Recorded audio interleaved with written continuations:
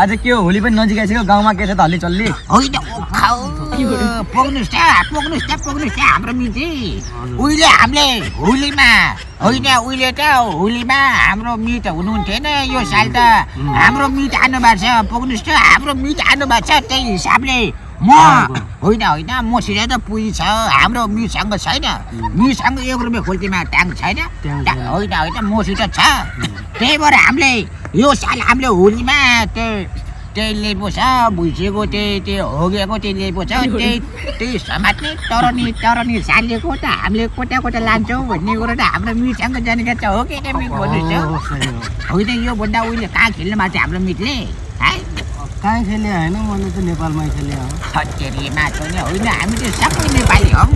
नेपाली भएको हिसाबले हामी नेपालमा खेलौँला होइन तर यदि जाँदा नानीहरूले त उहिले होलीमा त यो भए कोब्रा दिनु त्यो दिनु भन्थे हामीले त हत्तेरीमा टोक्ने कोब्रा साब्रा फालेर तरनी सालेर हामी ओङ्गालो हालेर होइन होली खेल्छौँ होगेन हामी हुनु त यो चोटि तपाईँको गाउँमा त कोही तरनी देखेन अरे तरनी छैन त कहाँबाट होइन तरनी साली त कता छ भोटेर बुट्टी बालेर हिँड्ने हो होइन तरनी त बुट्टी बालेर हेरौँला होइन सबैले हामीले यो साल रङ गार्नुपर्छ कसैले छोड्नु पर्दैन होइन हामीले रङ गार्दाखेरि त्यो जातिले नुहाडा ढुवाडा पनि नजाने हिसाबले रङ गार्नुपर्छ होइन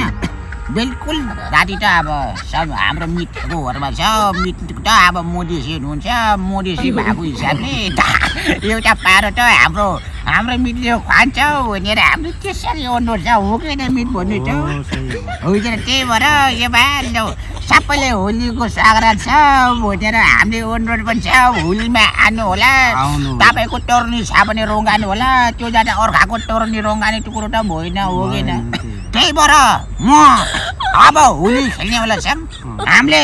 सबैले हामीले कोटी नमस्कार भनेर अनुरोध दिनुहोस् त बा ल